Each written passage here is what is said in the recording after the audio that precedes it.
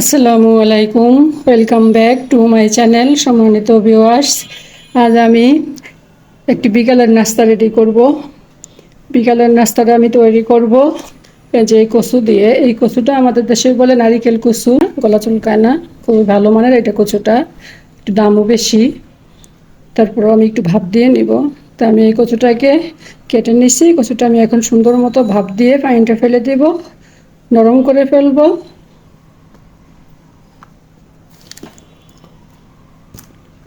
এই কচুটাকেই আমি এই যে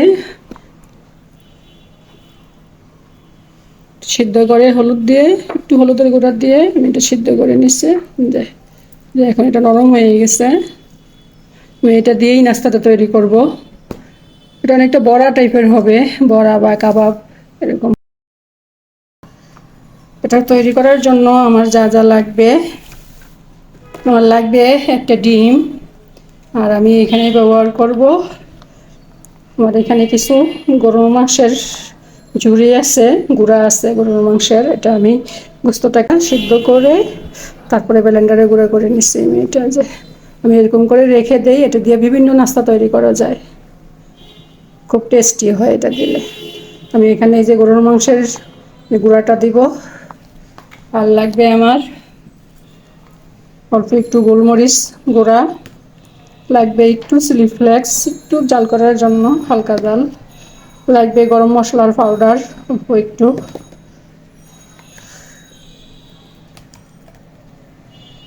দিব একটু আদা রসুনের পেস্ট এখান থেকে, আর দিব এক মুঠো পেঁয়াজ কুচি। আর আমি এই নাস্তাটার মধ্যে ব্যবহার করব টোস্ট বিস্কুটের গুঁড়া। এটা টোস্ট বিস্কুটের গুঁড়া। টোস্ট বিস্কুটটাকে আমি একটু গুঁড়া করে নিচ্ছি, ব্লেন্ডারও করা যায়, পাটাতেও করা যায়। এটা দিলে স্বাদটা আরও বাড়বে। তো শুধু বিকালের নাস্তা বলছি কেন, ওটা পোলাও দিয়েও খাওয়া যায়, ভাত দিয়েও খাওয়া যায়।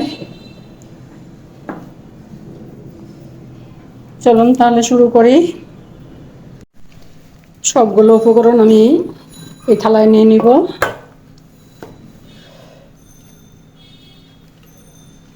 কচুটার পানি ঝরিয়ে নিয়েছিলাম, তারপর আবার একটু পানি উঠছে, আমি পানিটা সরিয়ে নিব, তো নাহলে আমার এটা আঠা আঠা হবে না বড়াটা। এই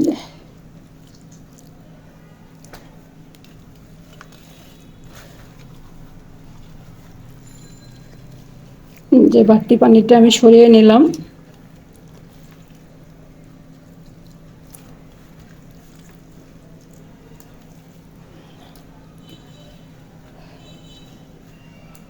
এই পানিটা আমি ফেলে দিব। দেখুন ভিউয়ার্স, এই যে আমার কচুটা পানি সরিয়ে আমি একটু শুকনো করে নিলাম। দিব একটু আদা রসুনের পেস্ট, একদম সামান্য দেব। গোস্ত দিব সেজন্য দিলাম। দিব গোস্তের গুঁড়াটা,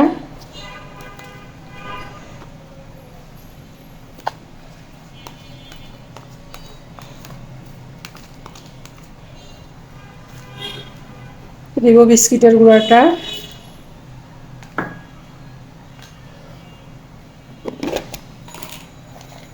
দিব সামান্য একটু পেঁয়াজ কুচি, একদম সামান্য দিব এটা।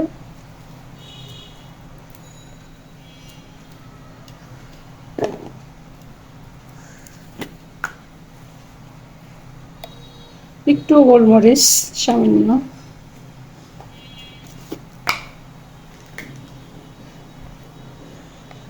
দিব একটু চিলি ফ্লেক্স। আমরা বেশি জাল খাই না, আপনারা জাল খাইলে একটু বেশি বাড়িয়ে দিবেন। দিব একটু গরম মশলার পাউডার,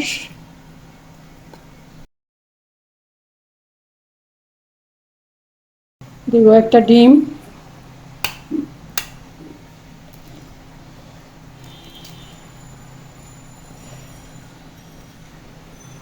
এখানে চালের গুঁড়াও অ্যাড করা যায়। আমি এটা মেখে নিব হাতে ভালো করে।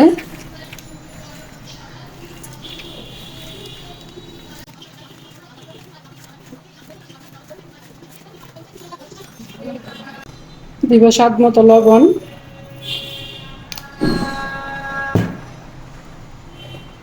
আমি বাকি ডিমটাও দিয়ে দিব।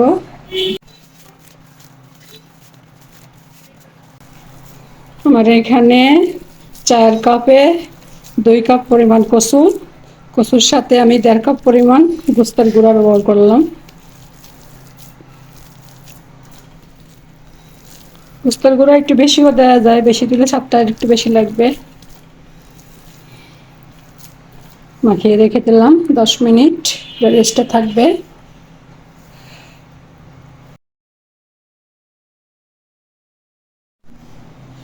আমি স্কিপ করে গেছিলাম, দিব একটু ধনিয়ার গুঁড়া, দেব একটু টালা জিরার গুঁড়া, অল্প 1 চিমটি।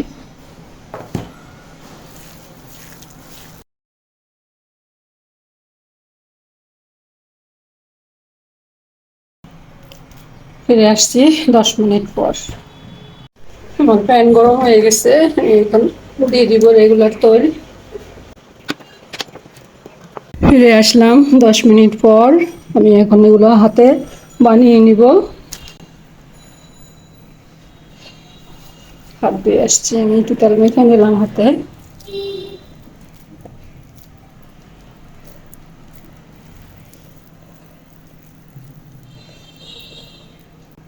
যে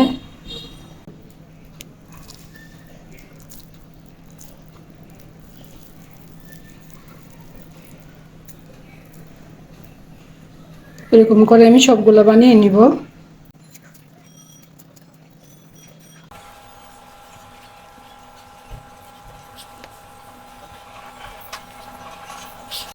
দেখুন ভিউয়ার্স, এই যে আমি সবগুলা বড়া বানিয়ে নিলাম।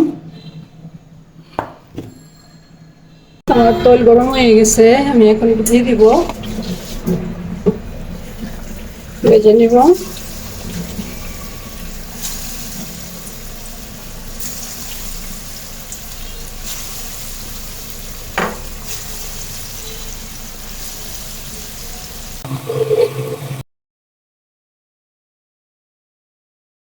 এটা একটু উল্টে দিব এখন।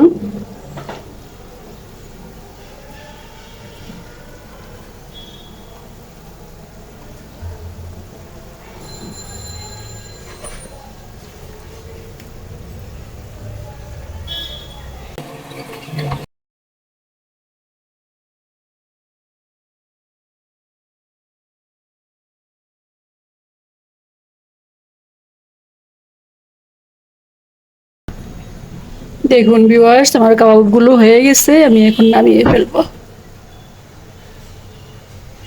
টিস্যু পেপার নিয়ে নিলাম।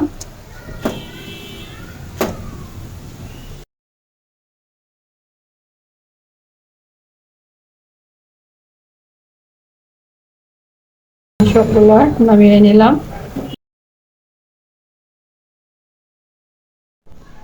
দেখুন ভিউয়ার্স, কাবাবগুলো কি সুন্দর হয়েছে, কালারটা খুবই সুন্দর আসছে, খেতেও অনেক মজা।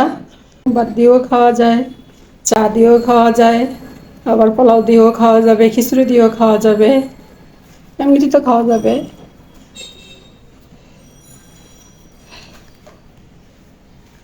আমার এই আজকের ভিডিওটি যদি আপনাদের ভালো লাগে তাহলে প্লিজ একটা লাইক দিবেন, কমেন্ট করবেন, আপনাদের ফ্রেন্ডস অ্যান্ড ফ্যামিলির সাথে শেয়ার করবেন। আর যদি চান তাহলে আমার চ্যানেলটাকে সাবস্ক্রাইব করে রাখতে পারেন। আজ তাহলে এ পর্যন্তই।